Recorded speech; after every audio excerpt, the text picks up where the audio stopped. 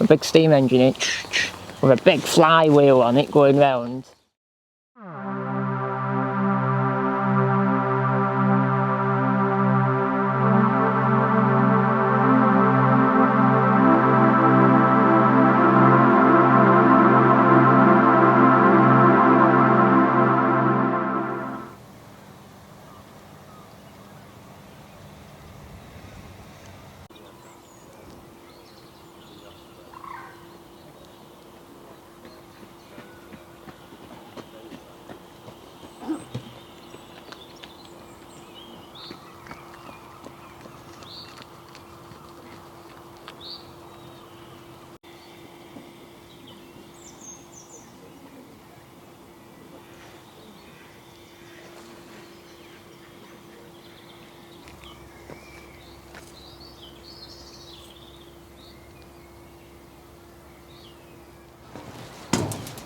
Today I'm walking across a hidden gem right under our noses. You only know if you really look. It's all old and creaky, but it's grade 2 listed and it's here forever. And I'm Thomas Edward and welcome to my channel. Oh, didn't see you there. I've come to a hidden gem right under our noses. What's a bit of a local landmark, but only to the people who know. But he've tried to make it more of a landmark by in 2012 grade 2 listing it, and in recent couple of years ago putting a model in to show how it worked, so all the younger generation know how the men back in the olden days did things. So let's go and learn something, shall we? So today I'm in a little market town, South Cumbria, Ulverston. A town I used to live right next to, and I still go and get my hair done there. But I'm in Ulverston today because I've come to see something very special. So as you can see there, that's as you see Ulverston today. From the east of the Ulverston, the line comes in, the Furness line, and goes to the west to Barrow. So that's what we know today in Ulverston. And that's the Furness line. But if I bring this picture up here, all those pink lines that just come up was all the old lines that used to be in Ulverston, what have long gone. They're not there anymore. But what we're looking at is the lines on the east of Ulverston, near Canal Foot, the old canal. And there's something very special what goes over that canal we're looking at today. So you see there, that red circle, that's where I'm stood. And I'll explain a bit more where I'm stood and what's in front of me. So we're here. We're in just a bit down from Ulverston, on Ulverston's canal, and we're here at a rolling bridge. It's called a C19 type, or a type C19, and it's one of I think it's the only one of its existence left in the United Kingdom. And how it works is, it's quite an interesting bridge. It's in the name as a rolling bridge because it moves. So if I turn this here, it rolls into the bank. And I'll move it up.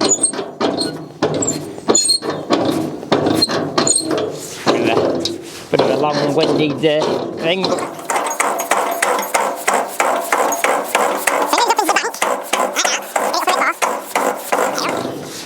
Moves into the bank like that, goes in, and it's made because it's made for flat land really. So when you don't need to move a lot of earth to put a big bridge in, they put something like this in, and then you can, because it's on a canal, but a big canal, because quite a sea-going ships came up this canal. It wasn't like little bob, it was proper big ones. You put, it goes through with it's wheat, it's iron, gunpowder and slate on it, export and then import. And it goes through there, a bit stiff, it needs a bit of WD. And it goes through like that. Clever, eh? You never know what's local to you. And this was my local sort of market town for quite a number of years, maybe 10 years. Clever.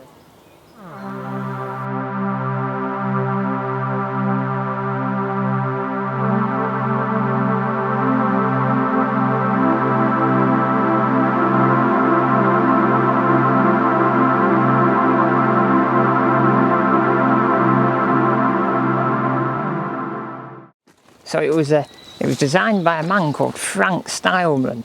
He was an engineer in the late 1800s, and he died early 1900s, about 1912, something like that. He was an engineer, and he designed it. And what a man, what a serious bit of kit. Tell you what, if I had a model railway, I'd be like, make this in model scale form, but maybe if we make enough money, we can have a real railway with this kind of bridge in the garden. But anyway, I'm digressing. So it was, what it was made for is, we have the Furness line that goes from Ulverston up to Barrow, but that line, when it was built in the late 1800s, it was too twisty and gradients, you know, it had a few hills in it. And for big freight trains, you're talking quite over 100 years ago here, where steam engines weren't as powerful as they were, so they couldn't pull big freight. So they propositioned a 5-year plan to do a new line, what went from Ulverston along on the edge of Morecambe Bay to Barrow, what was a lot flatter. And so you could pull freight trains, and it was a 2-track line, but it only went 2 miles, and it went to Bardsey at the Connor's Head Priory, but it only lasted there, and they never finished it, and it never got built to Barrow. So it was there all those years. Was a 2-line track all the way up to about 1920, and then you ripped one track up, and it was just one track. Then it was just single line. But what was really interesting about it, it kept going. If it hadn't had this industry on it, what I'm going to tell you in a minute, it wouldn't have lasted as long as it did. So it lasted, ironworks up to the late 30s, and then the war came, so obviously that stopped everything. And then in 49, they put, as we know today, GSK, the big chemical works, was put in on the foundations of Lonsdale Ironworks. So this line was kept quite incredibly up to 1994, modern times by sort of today's standards. 94, even though it's a long time ago now, it's still not that long ago in the sense of things what it was. But we'll go and have a look how this bridge worked, and what powered it and what changed about it over the years. I'll see you then. So as you can see here, across from me, across the bridge, the lines go into the North Lonsdale Iron and Steel Works on the Bardsey line, branch line. So you can see all those track going in there, and then all into the ironworks. Wow! Look at all that! Look at all that! That's mad. That is all that line's just gone. That's interesting. Wonder what that is there.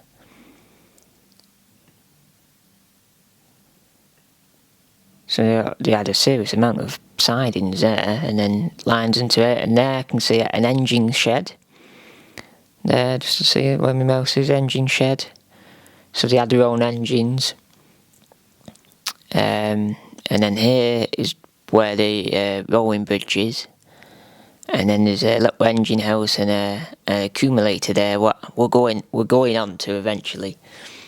And then if I bring up a later map, we need after 49, so what's that, 1956? Bring that one up, 1968. You can see there's a rolling bridge, and the line's coming in, but it isn't as much as it used to be. Look, because the branch line's gone now. So the lines are coming and just into GSK, the chemical works. That's GSK. You can see the lines coming across the bridge, still in use, but the branch line isn't there, and they come in. But see where that engine shed was here, it's all gone. And the lines go down into chemical works. And there's, I think, there's probably a line down there as well.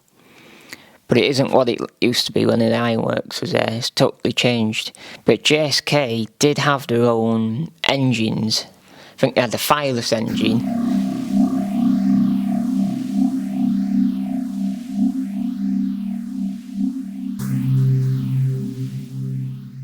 And I think when stuff came off the main line, off the Furness line, at the junction at Plumpton, they'd have Class 25s coming. Rats, as they were known in the basher world, with tankers on.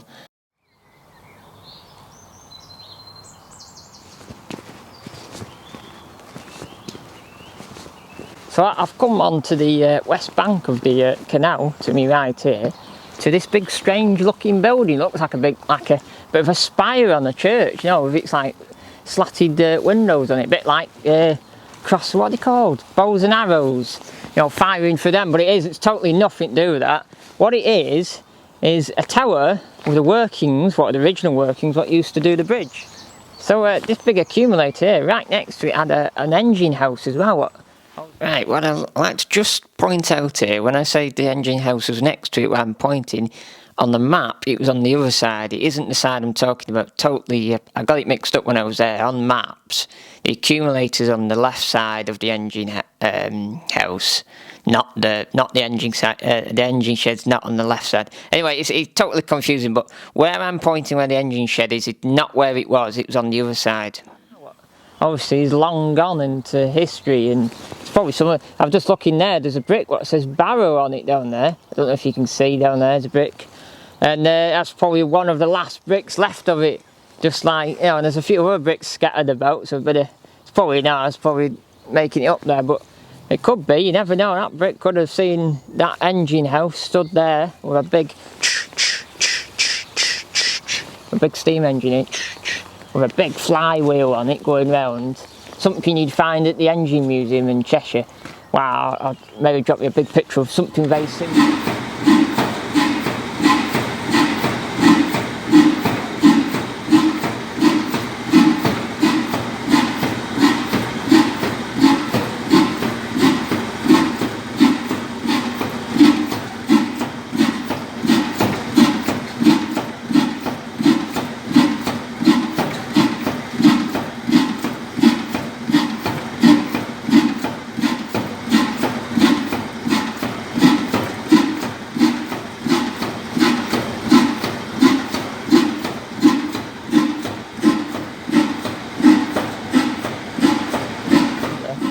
Big, you can get steam engines what are massive, big things with big, you know, big pistons on it, and a big flywheel, where you'd have to have a whole team of men to run it. You know, you have a fireman and the guy who just knows how it works, and you have a man cleaning it because it's all brass on it. It'd be proper good stuff. Wish we still had engine houses today with big engines working, because it'd be dead interesting. But anyway, I'm digressing again. Anyway, so this was here, this accumulator, this engine house is next to it. And it ran the bridge with some big hydraulic rams to push it in and out. And then in the early 50s, they took all the hydraulic rams out. And after that, they demolished the engine house. That went, and the engine went. So maybe the engine still exists somewhere, but it probably got scrapped, probably. And then, I don't really know, other than what I'm reading, that it went to water pressure power with a big pipe. But I don't know, once he took those hydraulic rams out, did the bridge stop working altogether and he couldn't use it? Or was the water pressure, they still used it, but it was only if they needed to use it? But I don't know. Comment below if you know. Because I don't really know. I'm a bit confused on that, how they took the hydraulic rams out and the engine house went. And then they just left this accumulator here with water pressure, big pipe with lots of water in it, big head of water in it. Or was that to just emergency case they did have a boat coming up, you know, it's like, right, we can open it, but I don't know, really don't know. But that pretty much, in the sense of new modern times, is like a big battery booster, pretty much. That keeps the engine pumped into that, and it builds up pressure so it can move the rams. That's what it is. So when you're on your electric bike, you know, your £1,000 electric bike, you know, and you sometimes you got a bit of a twist and you can kick the booster in, so you get a bit of uphill, or a lot of them, they just pedal power and it kicks in the boost. That's kind of what it works like, but it's water power rather than electric power.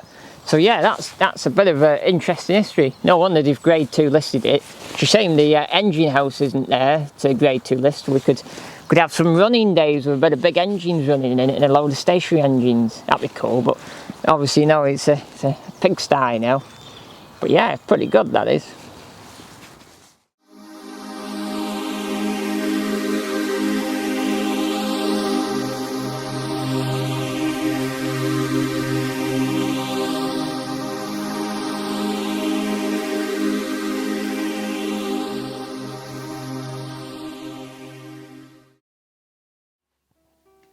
So before I end this video, I'd just like to show some clips of how the bridge works in person, you know, rather than showing you on a model or a diagram.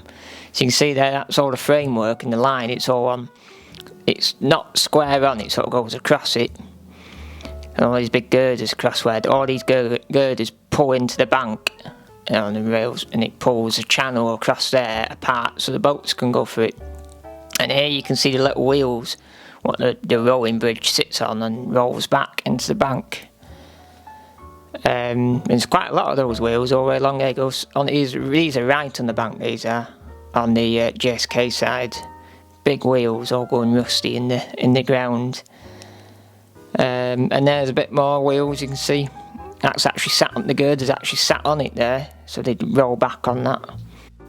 And then here you can just see past that rail there's a bit of locking gear what probably locked it in so it won't go anywhere, or they unlocked it when they wanted to move it. So I hope you enjoyed another Thomas Edward little special video of a bit more local history around Cumbria. So there you go, that's the rowing bridge made by Frank Stileman. So hope you've enjoyed it like always, and drop me a comment, tell me if you know more about this, and tell me about if you know about the pumping house on the opposite bank, how it worked and what happened when you took the hydraulics out, what happened, did it go fixed or did they still use it? And then also give me a like and a subscribe, because we're over 250 subscribers now, going up. You know, we get next, I think 500, and then we'll get up to 1,000 and we're winning then. But anyway, remember to click that big bell. Yeah!